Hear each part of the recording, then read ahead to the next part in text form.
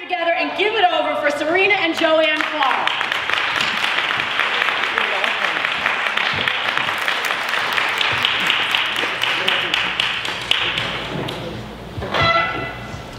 Good evening. Has this been amazing or what? Yes. So I've been listening to John Pierre talk for years about his vision of creating Living with Harmony. And that's why when he called me to tell me he was doing this fundraiser, I knew I had to be here. So this is my family up here.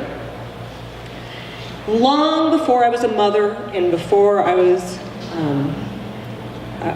before there was internet, before there were cell phones, I was a microbiologist working for a global pharmaceutical company.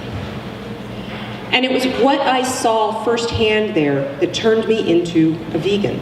A closet vegan at first, but a vegan. My job had me touring hundreds of different facilities around the country that all did really horrific things to animals. And that had a lasting and profound impact on me. That's why I became vegan. Whoops. But one of the places that had the most profound and lasting impact on me was an industrial operation called a chicken hatchery. Now these are the places, if any of you ever seen somebody raising backyard chickens for eggs? They come from these places too, including the industrially raised chickens. And when I was in a chicken hatchery one day, I saw, these are the carts that hold all the eggs in the incubators, and they're wheeled out one at a time to a station where there were 3 men in this hatchery whose job it was to get the hatched chickens off and put them on a conveyor belt so they would get their first round of vaccinations. And I was watching these men from the other side of a barricade, so I couldn't see much but their upper body. And as I was watching them take these chicks off, and they worked very fast, so fast that they would have to pause and take a break waiting for the conveyor belt to clear, I noticed when they were pausing and smoking their cigarettes and telling jokes that a really active little chick had jumped up to the edge of the tray and fallen gently to the floor. They're light, they don't get hurt falling down.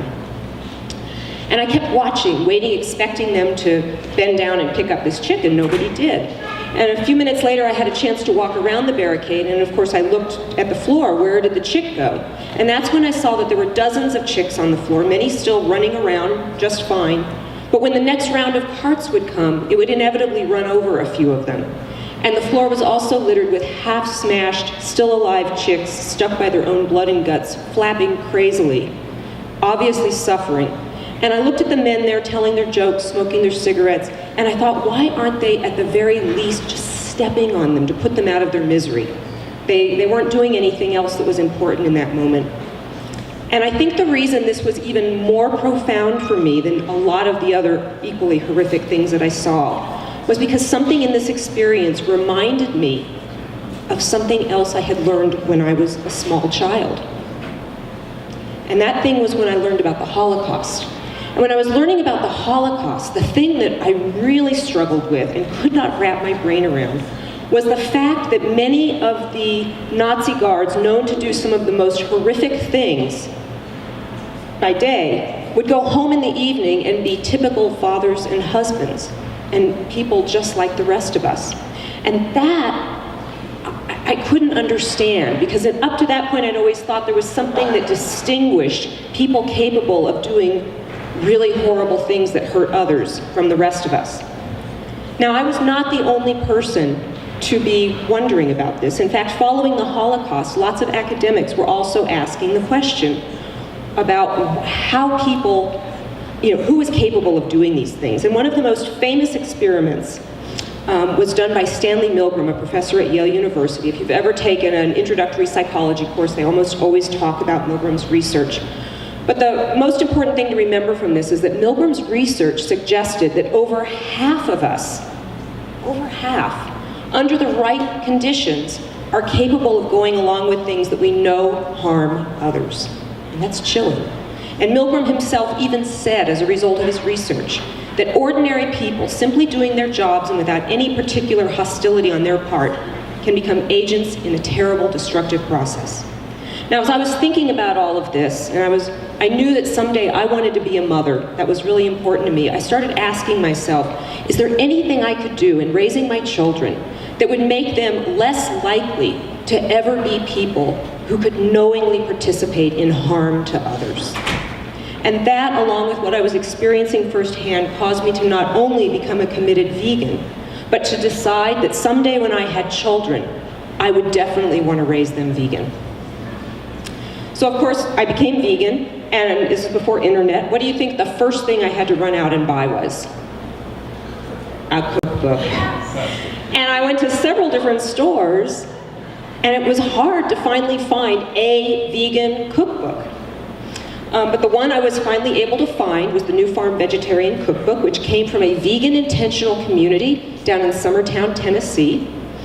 And I was really grateful to have found this book because not only did I learn how to begin preparing plant-based meals, and this was not one of the healthier cookbooks either, for those of you who are familiar with it, but they were delicious dishes, and it got me started learning how to cook.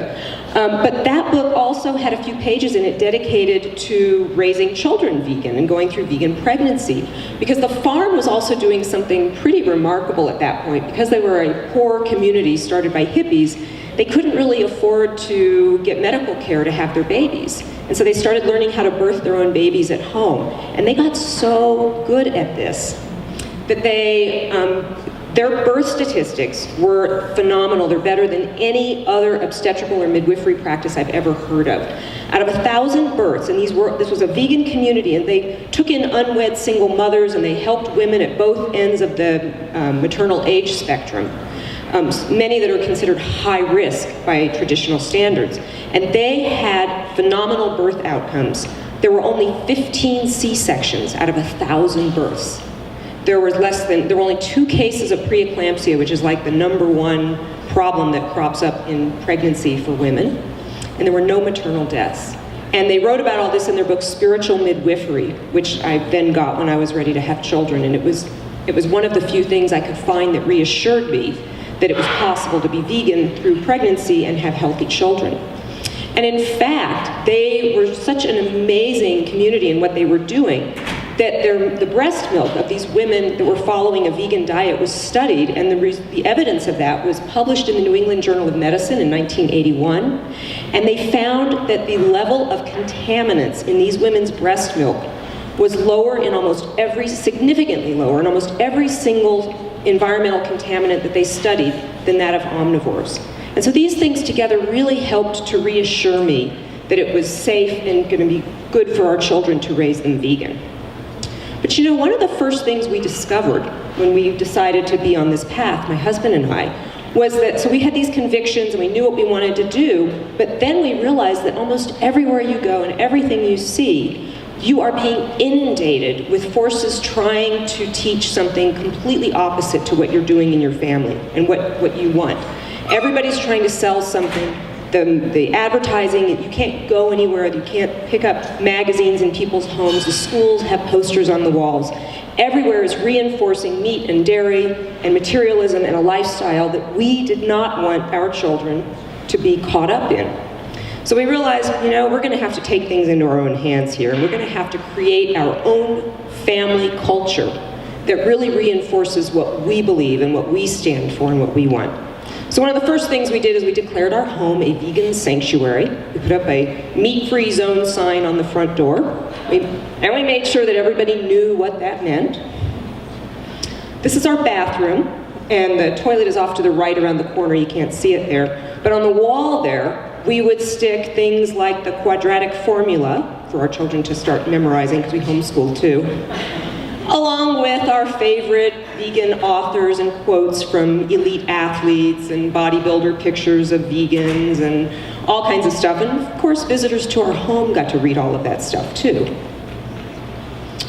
We made sure we took our children to animal sanctuaries, because that would really help them to understand and connect with what we were doing. Here was a visit to downtown Disney, and that's my daughter when she was little, putting a vegan flyer on Ronald McDonald. This is another visit to Florida. We love to make things in the sand and on the beach, and it was connecting for our family, and so we would make things that encouraged veganism. This sculpture of a sand dragon was really popular, and people would stop and talk to us, and of course we always had vegan literature to give to them. This was at a conference, a breastfeeding conference. My other daughter went with me to talk about veganism and to share plant-based foods for people to try. Now at the outset, when we started this, we didn't know very many other vegans, and certainly not very many vegan families. There were no other books out there. In fact, the only book we could find, a parenting book on veganism, was Dr. Michael Clapper's Pregnancy, Children, and the Vegan Diet, and it mostly was a nutrition book. And so I really felt like there was a need for another book that really brought a lot more together. How do you deal with a wide range of issues that are relevant to parenting, and especially vegan parenting? And so that's why I wrote my book, Compassionate Souls, Raising the Next Generation to Change the World.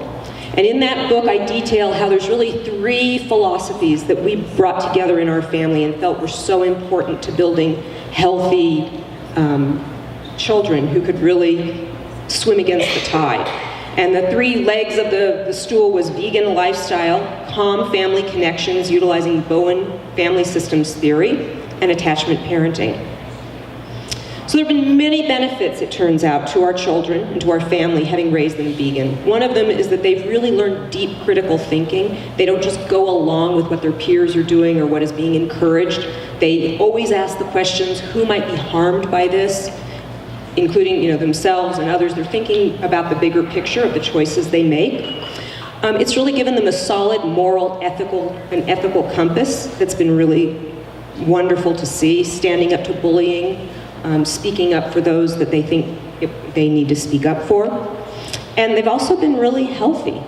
Now, it's not that they don't ever get sick, but they've never been sick enough that they've needed antibiotics. Neither of them has ever broken a bone, in spite of the fact that my daughter Sarina was a competitive gymnast for 7 years, and she was the only one on her team who never broke a bone. Imagine that. She never had cow's milk, and she didn't break a bone. And I will tell you, there's times I was anxious about that, even as I saw how well they were doing. So one of the things I really work hard to share with people now that I think is so important is a really bigger picture, a bigger idea about why veganism is so critically important for our children in the next generation. And I've written an essay called Raising Children Who Will Stand for Justice. And I have copies of it on my table, the only one with a red tablecloth back there. Help yourself to it. I also have a website, JoAnnFarb.com, and the article is up there too. This is a picture of that. But I will tell you, our whole family feels like veganism has been such an incredible blessing for all of us. We are grateful for it every day. So my daughter, Sarina, who is right over there, she also writes and blogs about this issue. And one of her most popular articles has been one that was called "My Parents Forced Veganism on Me." And I thought you might want to hear what she has to say for herself. So I thought it would be fun to bring her up here and let her just talk to you about this idea of forcing our values on our children. And likewise, the question of, is it unfair to make our children be so different from their peers? Thank you.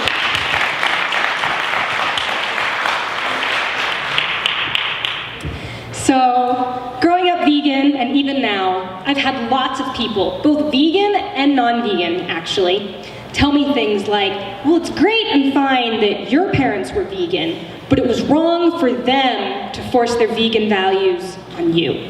And I have 3 responses to this. The first is that even stating that my parents forced their veganism on me frames this issue in such a way that makes it seem like the vegans, my parents, are the only ones forcing anything, and that society is values neutral. When in reality, as you saw on her previous slides there, society is anything but values neutral. The big moneyed interests in the meat and dairy industry are doing absolutely everything that they can to force their values of animal exploitation and animal product consumption on children and adults alike. So my parents raising me vegan is really providing a little bit of information to counter the vast amount of propaganda that faces us every time we walk out our door into the rest of the world. So, second is that imagine another situation, like imagine parents that care a lot about environmentalism in particular, and say they want to raise their children to always recycle. Or parents that are really into other social justice issues and want to enforce values of anti-bullying, women's rights, anti-sexism and anti-racism in their home. Think about what it sounds like if we talk about them forcing their values on their children. No one says that. No one thinks it's a bad thing. No one bats an eye. But the only difference between parents forcing those values on their children and vegan parents keeping a vegan home and raising vegan children is that society as a whole views those other values as acceptable, normal, and good, while veganism is still a minority idea seen as radical by most people. So my parents raising me vegan, at its heart, was them teaching me that it's wrong to unnecessarily hurt others and that we don't need to live happy and healthy lives. Finally, my last response is that if we focus on raising children that fit in or are like their peers or get along with everyone, what kind of a society will that create? If we prioritize that over teaching children to stand up when they see an injustice, to speak out when they see something that is harming others. And so I am incredibly grateful that I was raised vegan and learned all of this information growing up and could take it out into the world and share it with others, because it gave me a sense to be really proud to stand up, be okay being different, and speaking out when I saw something that I believed was unjust or wrong or harmful to the planet, even when all of my peers around me were doing it or going along with something else. So I'm so grateful, and I hope that all of you here today with this wonderful program, wonderful food, will, if you're not already vegan, look into going vegan, sharing this information with others, especially children, because the children and young people today are the future, and it is so important and is a wonderful thing. Thank you.